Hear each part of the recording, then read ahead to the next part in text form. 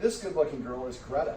I was going to ask her to sit, but she doesn't know how to sit yet. She spent about 2 years in a shelter, and before that was like in a scrapyard in a tiny little enclosure. So she just really doesn't know anything. She also has separation anxiety because she finally, for the first time in her life, she's got somebody that actually is taking care of her. And so when he leaves, she's destroyed a couple things.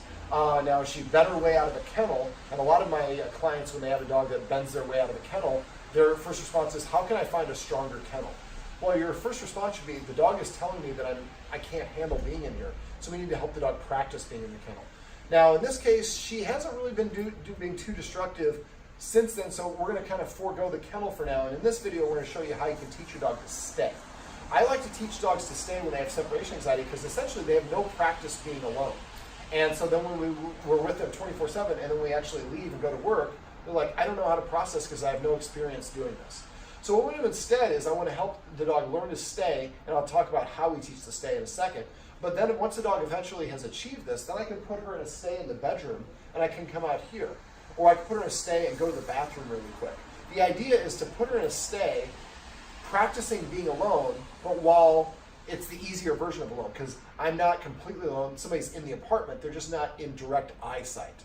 And then once we can get to the point where the dog can stay comfortably and practice being relaxed in the next room, then we start elongating that until we get up to the point where the dog can be up to alone for whatever the duration is, where we know she's not going to destroy things. Separation anxiety is essentially a panic attack. The last thing you should ever do is get mad at a dog that has separation anxiety because they're just saying, I can't process this. And if we come home and your house has had some things destroyed, the dog, they have a very limited window to correct them. And so if your dog destroyed some stuff because it's so stressed out and you come home and you punish the dog because it chewed up your stuff, that's going to probably amplify the problem the next time. So just as if you had a friend who had a panic attack for something, you would never get upset with them because they broke a glass when they were so stressed out they dropped it. You would be commiserating with them. And that's the same mental outlook we need to have for dogs. Now, when we teach a dog to stay, I teach dogs to stay with the 3 Ds. First, for duration. I want the dog to stay in place right here for up to 5 minutes. Staying and not doing anything is actually remarkably difficult for a dog. We look at it as the easiest thing to do, and the dog's like, well, in her case, she won't do it. A lot of dogs are like, why are you giving me the treat? Do you want me to shake or roll over or fetch or sit or do something?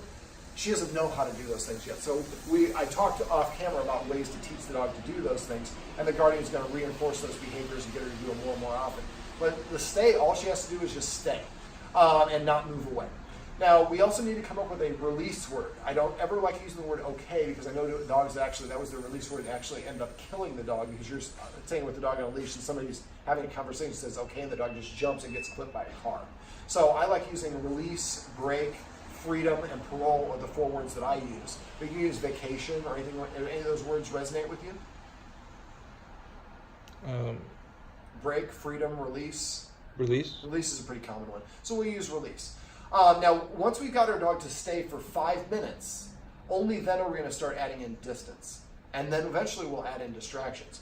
Now, we essentially have a little bit of distractions. We have the door open here because we're in downtown Santa Monica, and I want the dog to be exposed to the sights and sounds that she's going to hear when she's on walks because this is an easy version of her listening to the being exposed to those. Just the sound of it. And in a comfortable environment, when she's hears the car door slamming or the horns or whatever they are enough, then when she's on the street and hearing them, she's already prepared for them. Greta, puppy, puppy. There we go. All right, so when I'm doing the stay, I'm going to show you first just for duration. So I have a handful of treats here and 1 treat in this hand. Well, actually, all the treats in this hand. Greta, I'm going to give her a stop sign. I'm going to try to do her sideways so you can kind of see it a little bit better. And then I'm going to count my head. I'm going to start out, go, Greta, with 1 second stays. Greta, stay. Stay. Wait for her to re-engage. And she likes doing this little kind of lap. If she does this, she might eventually put the table against there. Greta, stay. Stay. So I'm just doing 1 second stays. Greta, stay. Now we'd like her not to move away, and it would be ideal if she could sit, but I just have had difficulty trying to rock her back into a sit. Let's see if we can try it 1 more time. Greta, sit. I'm asking you to do things that you don't know. Greta, stay. Stay. This is like a half second stay, which is what I actually had to do for my puppy. Greta, stay, stay. So I got her before she actually walked away. Stay, stay. And like I said, it's hard for a dog to sit here and do nothing. Greta, stay, stay. Greta, stay. So for her, when she's walking away like this, what I'm going to do is I'm actually going to transition because she seems to want to go over to her dog bed. So I'm just going to kind of knee myself over here because this is kind of a safe place for her. If your dog likes to lay down when you're doing the stay, practice with them laying down. If they like doing a certain place to begin with, then start doing it there. All right, let's go ahead and see if we can get you into a sit, if I can rock you back into a sit on your dog bed.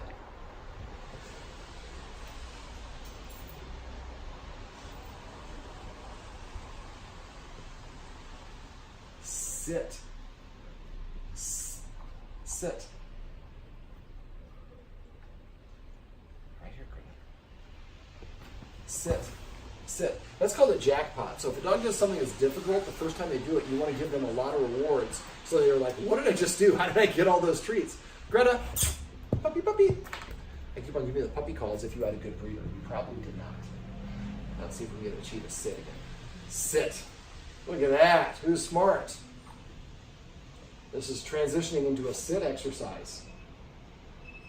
Now notice how I keep on going back to her nose. Anytime she disengages, I go back to her nose and try to get her head to go up, and then I go back if she loses interest. Try to get her head to go up because that's usually if the head goes up, you can get the butt to go down. And as soon as her butt hits the ground, I'm going to get that treat in her mouth as fast as I possibly can. Sit. All right, so stay. Stay. Stay. Stay. That's 2 seconds. Remember, after you give the treat, she should hear the command word after the treat goes in her mouth. Greta, stay. Well, let's do a sit again. That's a cortisol you have in your blood. That little jumpy twitch you saw from her. Greta. You want all this stuff in the hand? I have to have a stronger scent for you to do it. Sit. That was awesome. Now she did that on her own, but I want to make sure I give her the reward. Stay. 1, 2, 3. Stay. I'm going to try to go to 4. Stay. Stay. And it doesn't matter if she doesn't look at you. Eventually you're going to do this with her out of sight. Greta? Oh, let's do a sit again. See if we can get that sit. Let's do that sit again. Sit. Greta, you're doing awesome. Let's do another sit. Greta.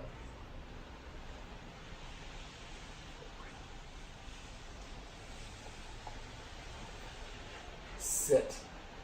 Sit. All right. So now the important thing is we don't want to, I'm going to transition back into the stay. So when we're doing the stay, you want to get a 100% success rate. So you don't want the dog to do what she was doing as what we call an auto release. Okay, I'm going to walk away. So when you're doing that, eventually you want to do this in different places, but if she keeps on gravitating to come back to here, then practice this here, wherever she feels comfortable. So the idea is you just give her a stop sign. You just extend your hand halfway between her and you just give the command word of stay. And then you're going to pull your hand back to your chest, count to whatever your count is, and always count in your head, because otherwise it'll go by too fast or not fast enough. Actually, film that real quick. She didn't go outside, but she went in that direction, which is awesome, because she normally doesn't do that. Okay, so when we're doing a stay, I'm going to go a halfway between her, and when I punctuate, I say stay when I get to the halfway point, and then I pull it back to my chest, and I count to whatever I count to. Then I give her, for my other hand, the treat, and I say the word stay after the treat goes in her mouth. Now, like I said, you might have to just go 1 second stays for a while. That's fine. There's nothing wrong with that. Once eventually you get to the point where you can go to 2 second stays. There we go. So sit. That's passive training, but do that as much as you can. All right, let's see if I can do like 3. I'm going to do 2, 4, 6, and I'm going to release her with the last one by throwing a treat to the side so I can train her what the release word is.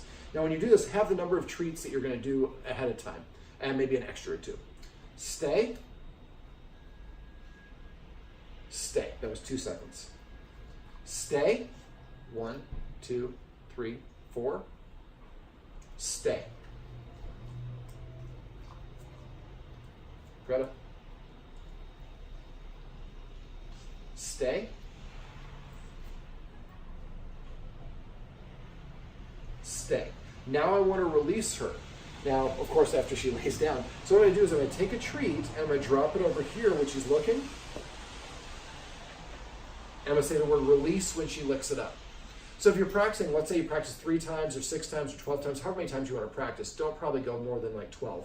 And then at the very end, you throw the last treat to the side, and when she comes up and licks it up, we say the word release. So we want to understand that the only way that you can get leave the stay is hearing the release word, in this case, which is actually, ironically, the word release. Crash. Passive training. So the idea is you want to keep on doing this until you can get her to stay in one place for up to 5 minutes. Don't move to the next step until you get 5 minutes. Most people move this first to the next step right away, which is adding distance. So now, if you can't see my face for the rest of this, that's okay. Make sure you can see her, and I'm going to stand up and move a little bit. So once I can achieve 5 minutes, and one other thing, before we do this, at first you want to practice just here, because that's where we can get her to sit and to stay. Once you've taught her to sit consistently, then you want to practice it in different parts of your place, because dogs don't generalize well. They need to do it in multiple different locations in order to approximate that behavior. All right, so now once you can stay for duration, now we're ready to take the next step. So what I would do is, if I'm standing and she's not paying attention, that's okay. I'm going to go stay, and I'm going to take 1 step backwards, and I'm going to count to 2. Then I come back, give her the treat, and say stay. And then I'd say stay and take 2 steps backwards, and I'm going to count to 4. Now this is my genesis point. Every dog is going to be unique based on how well they do. So you might take 2 steps back and count to 20. It could be whatever the count is, but that's where I start off to begin with. Now at first, when you start backing away, it's natural for the dog to want to come to you. So if you go 1 step back and then she stays, then you go to 2 steps and then she starts coming to you, back up to 1 step, and practice at 1 step. Same thing for duration. If you're going from like 15 to 20 and you go to 17, 18 and she gets up, then next time you practice, you go back to 17 or 16. Always back about 2 or 3 seconds, just a couple intervals before. This is why we always want to count her ahead so we know where we were at when the dog lost its stay. The whole point is to help her practice the stay without auto-releasing, which is walking away on her own. So once you can get to the point where you can be at 20 paces away, and the way that this apartment is laid out, I would recommend you do it kind of walking. Actually, now the kitchen would really work. It would probably be best walking, putting her in a stay here and walking in your bedroom. So let's say that there's a wall here, and the dog is here, and I walk backwards, and I'm into the room now. I take 1 step out of sight, and then 1 step back, and then I walk back to her. So the first time I'm out of sight, that probably is going to cause her to come to you. Now, if you take your time and do 5 minutes first, and then you're doing it back and forth, and but before you start moving out of sight, you practice getting up to 20 paces away. You step out of sight and like literally step and step back and walk back and give that treat. And then do that a couple times, because when you go out of sight, that, like I said, it often prompts them to come find you. So do that a couple times, and after she can do that for, she had 3 or 4 or 5 successful ones, then step out of sight for 2 seconds. Then come back and give her the treat. And then once you practice 5 or up to 12, then make sure you throw that treat off to the side when you get done. So you really want to practice this one in short sprints throughout the day. A whole bunch of short practice sessions that last up to 5 minutes. But a couple in the morning, a couple in the afternoon, a couple in the evening. And eventually when you get to the point where you can have her, where you can be out of sight, you're going straight to the, normally I would not allow that. You're going straight to the treat pouch, but for you, that just shows good crafty and ingenuity. We like that. We'll give you a treat for that, for your investigation skills, yes. Let's see if we can get another sit out of you while we got you on camera. So I'm going to use the treat to lure her back a little bit. And again, see how I keep on coming back to her nose anytime she disengages.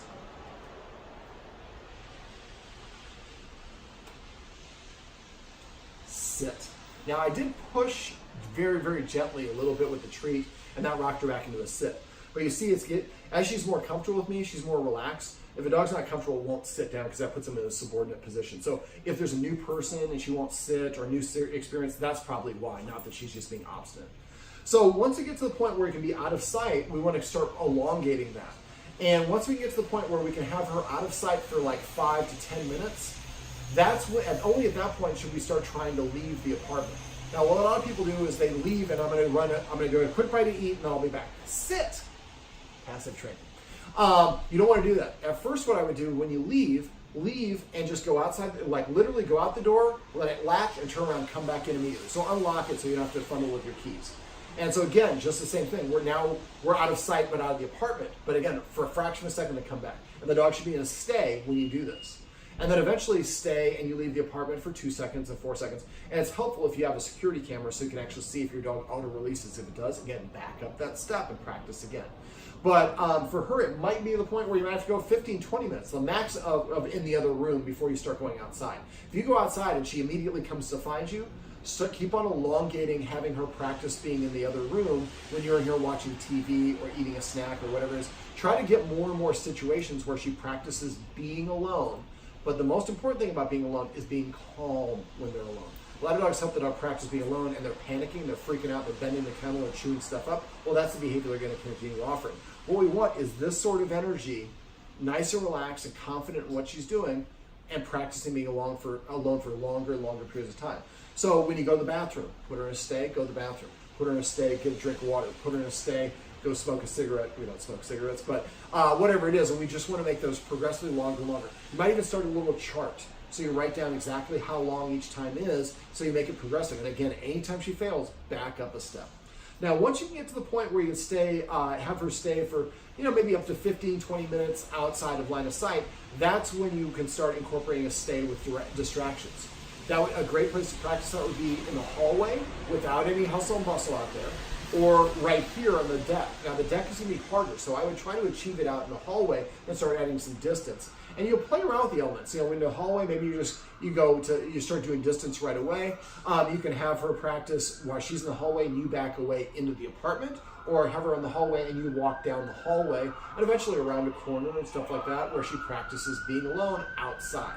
But the whole point of this is to set her up for success by not pushing her too far too fast. Let me think. So that's basically, we want her, like I said, to gain that confidence. And if you go at her pace and go slow and use a lot of that positive reinforcer and always release with that release word, eventually you'll be able to just say release and she walks away. That's what you want. But you keep on just tossing that treat, but make sure you do that every single time when you get done practice session, not in between each repetition, but at the end.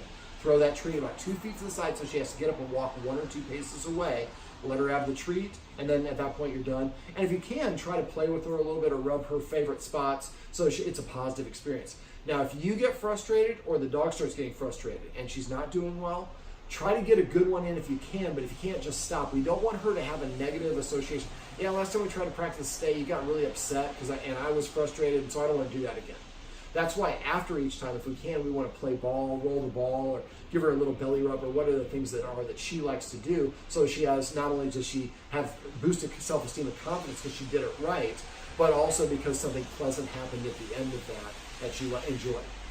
Well, Greta, you did very good, and this is a good sign of a dog that's been using its brain a lot. She's tired. We've been doing a lot of exercises. But this is Greta, and these are some tips and tricks you can use if you have a dog that has separation anxiety, teaching them to stay to help them practice being alone.